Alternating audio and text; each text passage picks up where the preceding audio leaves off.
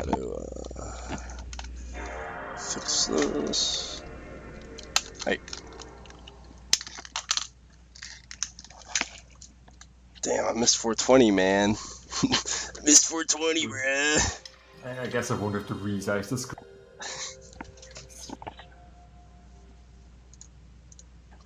Alright.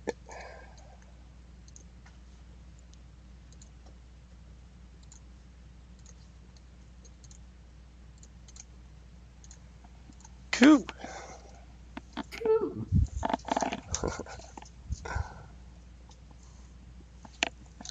Yo, I believe we got a raid.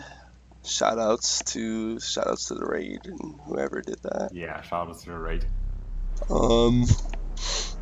So this game is interesting. I recently found a bunch of little time saves that make the run much more difficult. So shoutouts to that.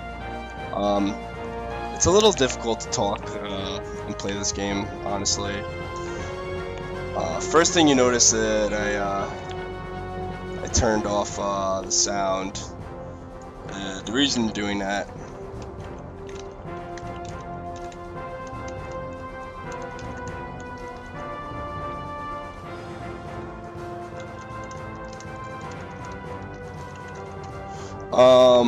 reason I did that is because I found a big skip that happens in the end of the run. By turning off the dialogue, we just cut a cutscene. Saves about 20 seconds every single time. So timing is going to start at the end of this the end of the screen transition. So you're going to see the loading in the corner there. That's going to disappear, and the screen is going to load out. So.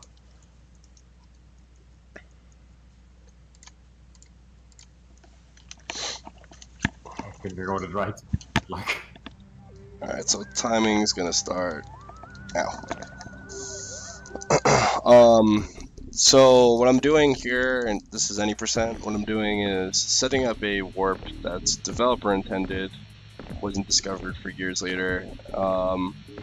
So episode 1 here, I'm gonna have to kill all the enemies. And initially, about a year ago in the old route, you would kind of just go through this one section all in one bit, but I started off running warpless actually, which utilizes the skip, and I said, hey, if we have to go down this way anyways, why don't we just do that first instead of having to backtrack all extra. It ended up being a little bit faster to do this. So I'm trying to just kill everybody real fast. As you saw, I jumped down there. There's actually just enough height or whatever on the lampposts. That sucks. It's just enough height on the lamppost to clear it and not die. That was pretty unfortunate. That doesn't usually happen. It's no big deal.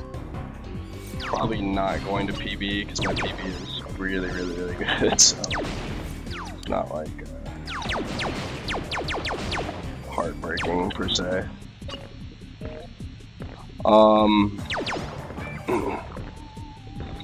So like, I'm not 100% sure how this completely works, but I think the game works on like an internal cycle, and you want to kill everything pretty much as fast as possible so you get the earliest cycle. On the older PlayStations, this game suffers a lot from lag as well, so kind of just out of luck there, but I will try to do certain things that will help me reduce lag, like killing certain enemies and stuff. Trying to just utilize the rockets in very specific spots here. The rockets also, the way it seems, or from what I've come to believe and seen, certain spawns, like the faster enemies die or like just are off screen, the faster other things will spawn. So using the rockets is good on that alien there because it causes him to completely disintegrate. You don't have to wait. Where like as if you were to just blast him, you'd kind of like fall back and has a little animation.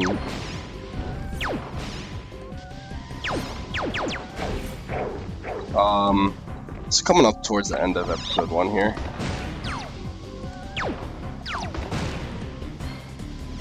And also the awesome jetpack that you see now. It's a little safety that I like to do.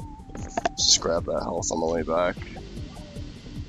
Try to prevent dying in this next stage. So you can get whomped on in the next 2 levels if RNG is not permitting. So by completing this first level 100%, or by killing all the enemies anyways, because there are like the babes to rescue, but it's not necessary for the warp, so that sets up the first part of the warp sequence.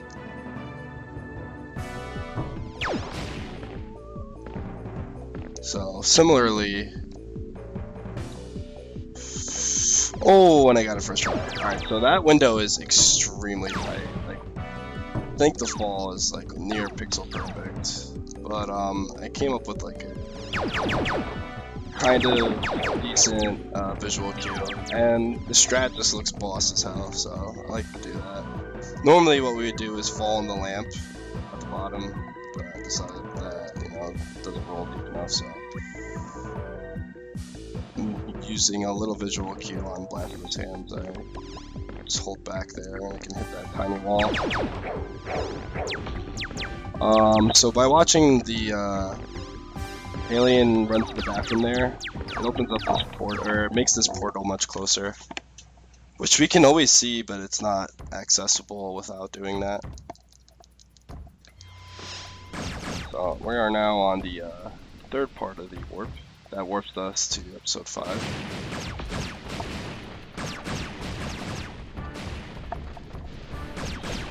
Woo! That was really close. So these platforms definitely are like somehow cycle based. I think it's just a cycle that runs throughout the entire game, so from when you start the file. And getting the earliest cycles possible is just pretty much pure luck. There's no way to actually consistently do it. So we got these ants kidnap this babe, and they're bringing her to the voodoo witch doctor because I guess that's what they do. What the voodoo witch doctor is going to be doing is turning her into a chicken. And we're going to allow it to happen because without allowing it to happen, you know, we can't break the game and cheat, essentially. So, kind of, I just use this little notch on the wall there as like a visual cue of like where it's safe to stand back. And you can know when it's good to go because that little health bar on the top appears. You can run off, do this warp. Another thing I recently discovered is by holding an input when you're entering a loading zone for beating a level, such as I did right there by holding left, it will put Blasto in that position, so I hold left so that he's facing essentially straight, and then I can just hold upright, and he will be headed in the right direction, because you don't want to be looking at the middle there, otherwise you'll trigger a fight with Dark Blasto, and Dark Blasto is like indestructible. So there's a little clip. There's no real setup, you just kind of have to sidestep along the door, and sidestepping completely breaks this game, and sometimes Blasto will just clip through anything. So we got a really nice skip. It's very fast. Going for it. Alright. This is just basically a lot of pretty difficult platforming. And then we have the final boss fight, which is purely RNG. This would actually be PB pace if I didn't take that def, I think. This run's going pretty good so far. So you just want to try to navigate those platforms as fast as possible. This is a very good section so far.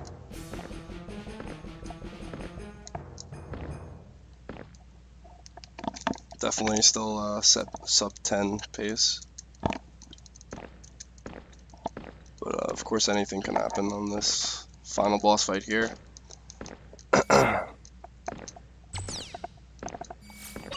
So this is the cutscene that normally plays, but by turning off the sound, we just boss comes up. He would normally say something and then summon his evil robot, but he just kind of goes back down immediately when his robot comes up.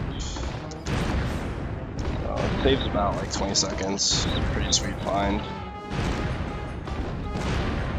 Definitely the biggest improvement to the route.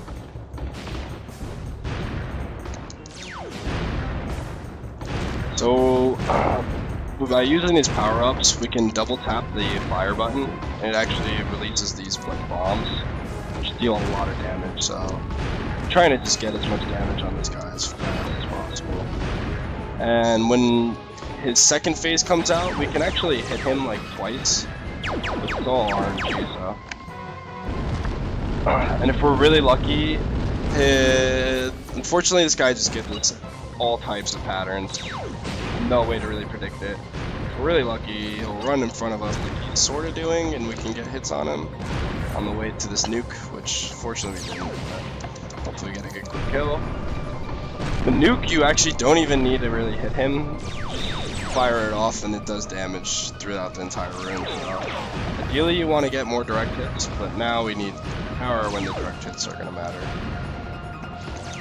So hopefully he doesn't keep doing this.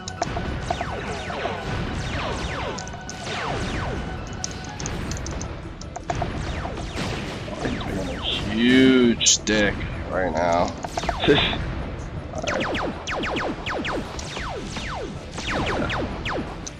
Alright, so time is going to end once my blast basically goes off. Last input time.